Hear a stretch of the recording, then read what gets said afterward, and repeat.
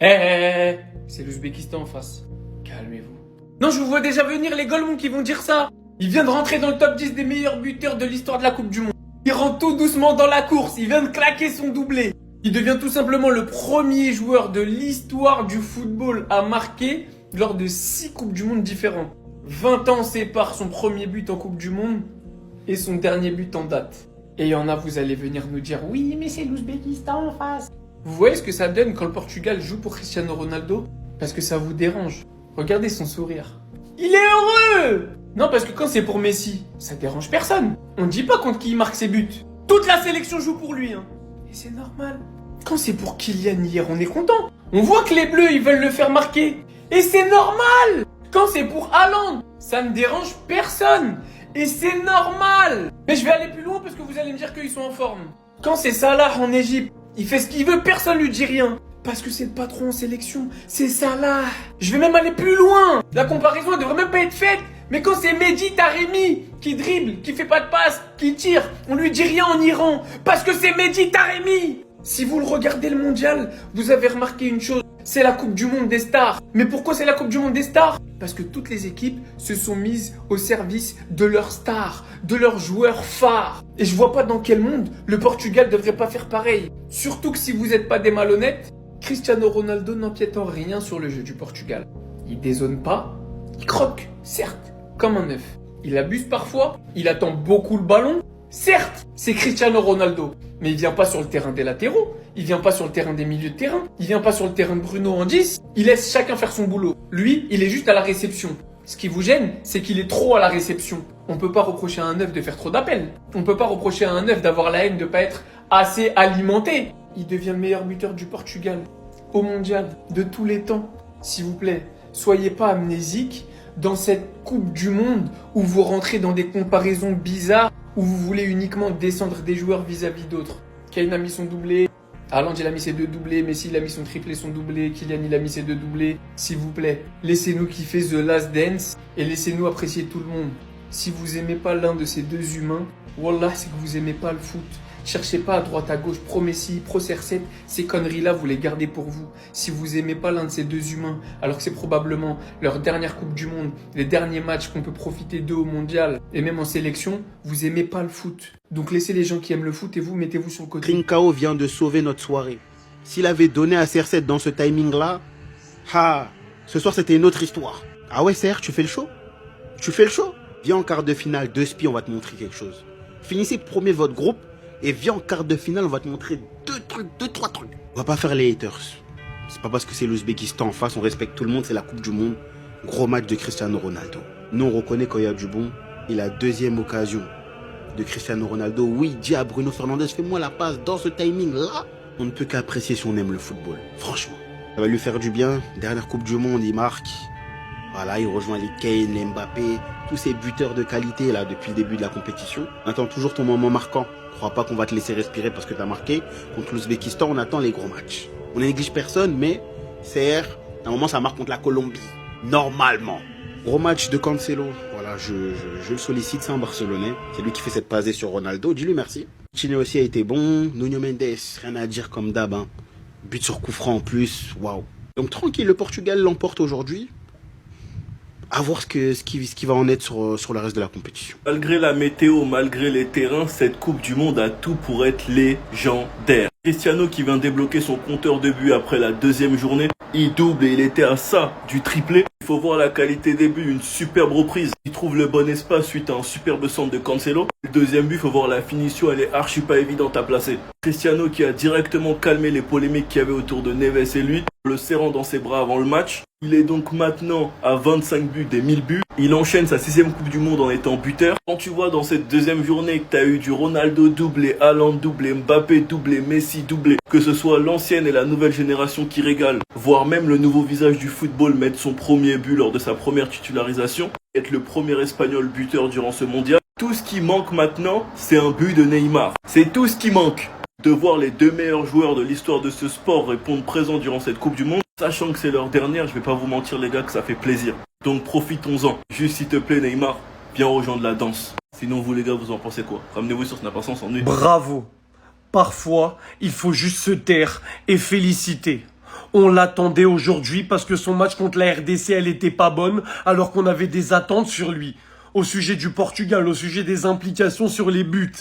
Et aujourd'hui, il avait de la responsabilité sur ses épaules. Et il est allé fermer des bouches.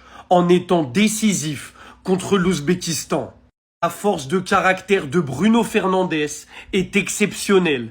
Il s'est fait critiquer. Après son match contre le Congo, on a dit mais il est méconnaissable. Qu'est-ce qu'il fait? Meilleur passeur de première ligue, il est où? Il s'est fait harceler par des fans de Cristiano, comme quoi il lui faisait pas assez la passe. Et aujourd'hui, Bruno Fernandes répond à toutes ces critiques en étant passeur décisif.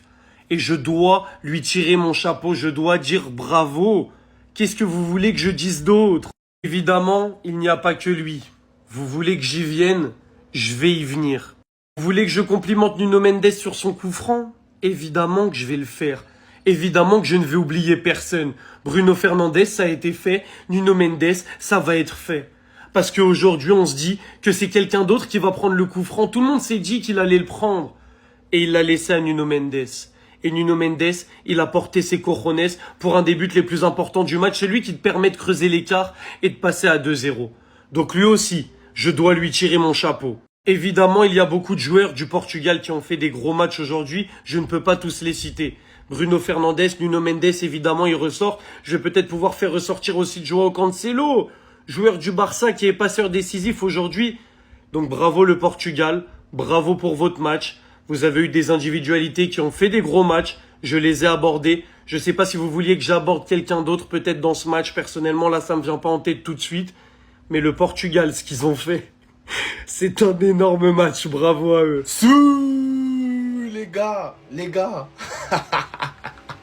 Range tes dents, poteau, c'était l'Ouzbékistan, mon rêve, c'était l'Ouzbékistan. Les gars, moi, il y en a qui pensent que je déteste Cristiano, les gars. Je ne déteste pas Cristiano. Les gars, soyons honnêtes. C'est la dernière Coupe du Monde des deux côtes. Faut juste profiter, en fait. Le spectacle qu'ils nous ont offert pendant plus de 15 ans, c'était n'importe quoi. Et pour moi, c'est la moindre des choses de voir Cristiano Ronaldo marquer en Coupe du Monde et célébrer comme si c'était portugais. Ronaldo, dans ce match, il a montré une autre facette de lui. Il a montré un homme qui sait qu'il a en face de lui la plus grande génération du Portugal, de l'histoire du Portugal.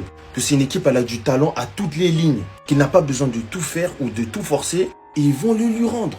Aujourd'hui, jusqu'à la fin, ils ont essayé de lui faire marquer son triplé. Et c'est ça qu'on veut voir. Maintenant, à voir jusqu'où ça va aller. Mais moi, les gars, je vous le dis, j'ai décidé de profiter des deux à fond.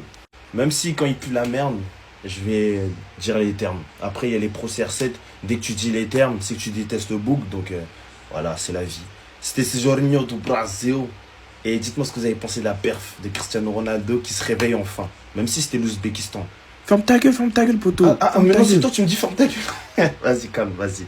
On s'attrape. Il a tout entendu. Vous l'avez expulsé de la fête de la Coupe du Monde un peu trop tôt. Premier but sur une reprise de volée. J'ai entendu des gens dire que Cristiano Ronaldo était égoïste. Sur cette action-là, il aurait pu envoyer le ballon au fond des filets ou dans les tribunes. Au final, il le laisse au meilleur latéral gauche du monde, j'ai nommé Nuno Mendes, qui marque son coup franc. Ça s'appelle une feinte. Le gardien, il avait que des yeux pour Ronaldo. Il s'est dit, je vais me prendre une bastos. Finalement, non. Petit filet de Nuno. Les joueurs, ils n'arrivent plus à prendre la profondeur, dépasser 30 ans. C'est pas le cas de Ronaldo. C'est pas le cas de CR7. Bruno Fernandes, Cristiano Ronaldo. Voilà comment ça termine. Ça termine par un but. Doublé. Il s'est invité à la fête. Les gens, ils ont même pas 20 ans. Lui, ça fait 20 ans qu'il marque en Coupe du Monde. 2006, c'était ses débuts. 2026, ça va être sûrement sa dernière. Aujourd'hui, le Portugal en a mis 5. Le Portugal est de retour dans la compétition. Mais c'est que le Ouzbékistan. C'est pas que le Ouzbékistan. C'est là que je me dis que la RDC, que le Congo a fait un exploit de fou en faisant match nul face au Portugal. Les gars, si le Portugal termine premier de son groupe, il affrontera l'Argentine en quart de finale de la Coupe du Monde. Avant, il y a les 16e et les 8e. Mais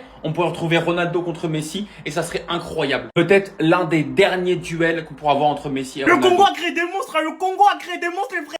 Victoire 5-0. Manita, les frères, pour le Portugal face à l'Ouzbékistan. Oh, mais c'était seulement l'Ouzbékistan. Ok. Il n'y a pas de petite nation, surtout cette année, les frères. Doublé de mon God CR7, les gars. But de Mendes sur coup franc, les gars. Nuno Mendes, pour moi, c'est l'homme du match. Pour moi, ça a été largement le plus fort. Il était sur toutes les grosses occasions. Il était intenable. Il était intenable ce soir. Contre son corps du gardien, les frères, ainsi que but de Léao. J'aurais aimé qu'il a glissé à CR7. En vrai, bon, c'était compliqué de glisser, mais j'aurais tellement aimé qu'il mette son triplé, les frères. J'aurais tellement aimé. Et on sent une équipe du Portugal qui, ça y est reboostée et unifiée surtout. Tu sens que tout le monde court dans la même direction. Ils se portent d'une seule voix et clairement c'est très fort. Le travail qu'ils font avec leurs latéraux, même leurs pistons si je peux dire, aussi bien Nuno Mendes que Cancelo, c'est très fort. Ça rappelle un peu en fait l'apport qu'ils ont au Paris Saint-Germain et franchement j'ai beaucoup aimé le match. En fait les gars là, le Portugal, bel à eux, parce que là ils font peur. Quand tu les vois jouer, t'as peur. Le mitard me paraît injouable, Vitinha, Neves, Bruno, c'est très fort, on l'a vu. Et autant j'avais des doutes sur l'attaque à la base, mais franchement quand je vois le match que nous pond Félix, j'ai grave kiffé son match. CR7 qui finalement répond présent. Les gars, si ce en mode Coupe du Monde, ça peut être très sale. Et je le répète, l'apport de Cancelo à droite et de Nuno à gauche est pas négligeable. Bel à eux les frères.